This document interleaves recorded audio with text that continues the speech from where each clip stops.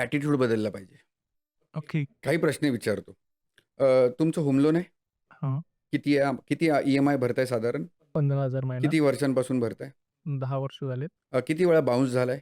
एकदाही नाही. 10 वर्ष नोकरी केली का व्यवसाय केला? Same industry. मग बाउन्स का नाही झाला? इन्कम तर सर्टन नाही आहे तुमचं. मग बाउन्स का नाही झाला? कारण तुम्ही त्याला प्रायोरिटी डिसाईड केलं आहे.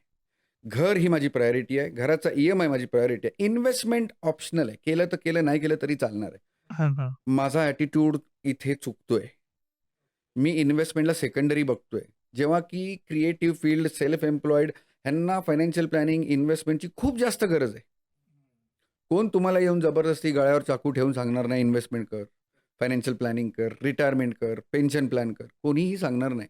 हे आपल्याला स्वतःला करावं लागतं. म्हणून तर एक फायनान्शियल ॲडवायझर तुमचा मित्र हवा, जो थोडा फ्रेंडली टोनमध्ये तुम्हाला जबरदस्ती पण करेल. तुमच्या मागे पण लागेल. अरे कर, हे तुला गरजेचं आहे. त्याने 10,000 सांगितलं, तुम्ही 2,000 3,000 कराल. पण ते 2,000 3,000 सुरू तर होतील. हां. फायनान्शियल प्लॅनिंगमध्ये रिटायरमेंट हा सगळ्यात मोठा कॉन्सेप्ट आहे आणि ते तुम्हाला स्वतःला जबरदस्ती करावं लागतं. 15,000 ई-एम-आय मला भरायचाच आहे ह्या तारखेला. तोच ई-एम-आय बँकेने सांगितलं असतं की 23,000 आहे. तुम्ही बँकेला नाही म्हणाला असतात का? नाही भरलाच असतो. बँकेने चॉईसच नसता दिला ना तुम्हाला. तेच करायचं आहे आपल्याला.